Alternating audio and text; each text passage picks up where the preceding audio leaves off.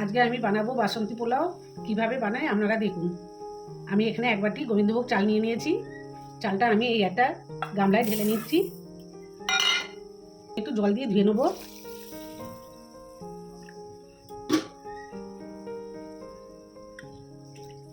চালটা ভালো করে ধুয়ে নিয়েছি।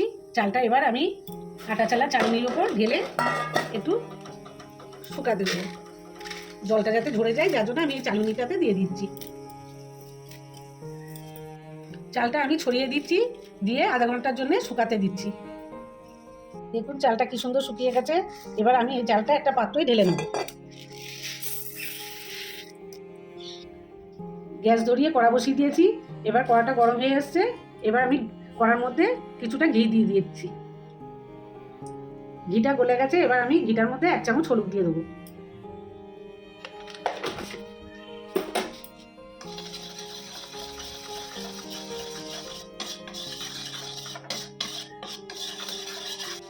এই ঘিয়ের মিশ্রণটা এবার আমি চালের মধ্যে দিয়ে দেবো।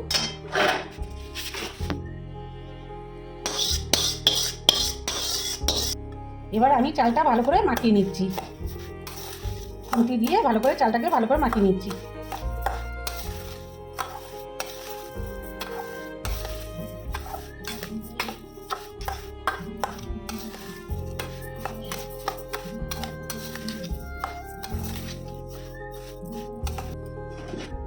এই দুটো লঙ্কা আর একটু আদা আমি মিক্সচারে দিয়ে একটু পেস্ট বানিয়ে নেব। অল্প একটু জল দিই। এই আদা লঙ্কা বাটাটা আমি এবার এই চালের মধ্যে দিয়ে দিচ্ছি।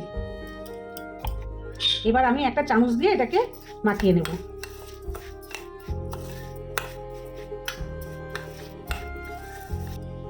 ভালো করে মাখানো হয়ে গেছে। এবার এটাকে আমি সাইড করে রেখে দিচ্ছি। এবার আমি ওই কড়াতে কিছুটা সাদা তেল দিয়ে দিচ্ছি। এবার দিচ্ছি কিছুটা ঘি।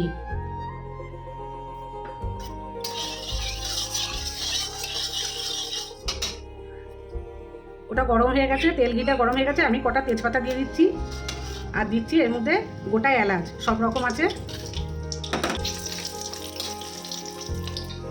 এবার দিচ্ছি কাজু বাদাম।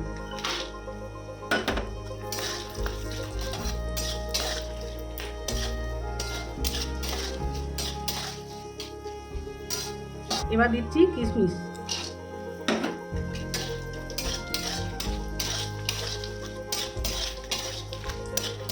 এগুলো ভাজা হয়ে গেছে। এবার আমি এটার মধ্যে চালটা ঢেলে দেবো। গ্যাসটা জোর দিয়ে এবার এটাকে আমি ভালো করে ভেজে নেব।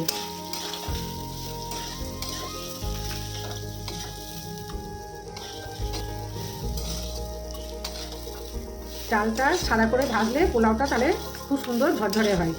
আমি এইভাবে নেড়ে চেড়ে ভেজে নেব।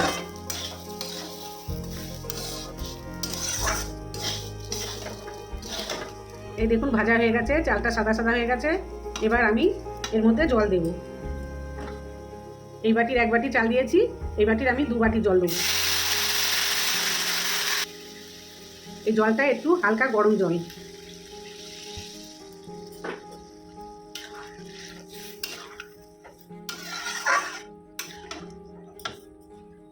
এবার আমি এটার মধ্যে স্বাদ মতো লবণ দিয়ে দিচ্ছি।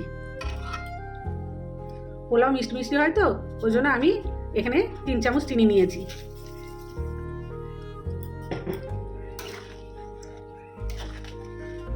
এবার আমি এটাকে ভালো করে মিশিয়ে নেবো, খুন্তি দিয়ে এরমভাবে নেড়ে চেড়ে।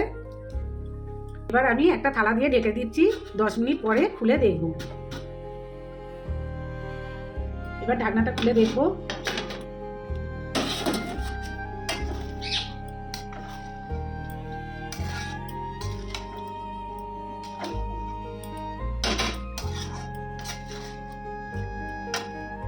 এবার আমি এতে 2 মিঠা আতর দিয়ে দেবো।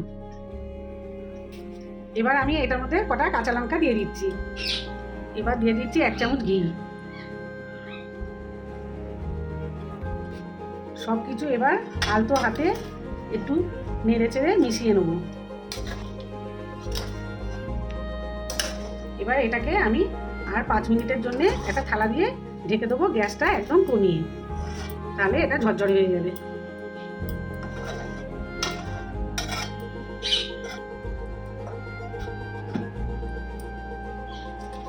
এবার ঢাকনাটা খুলে দেখি।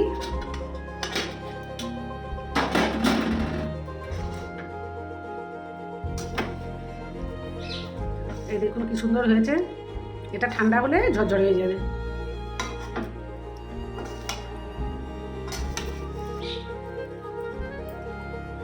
এবার আমি গ্যাসটা নিভিয়ে দেবো, দিয়ে এটাকে ঠান্ডা করতে দেবো।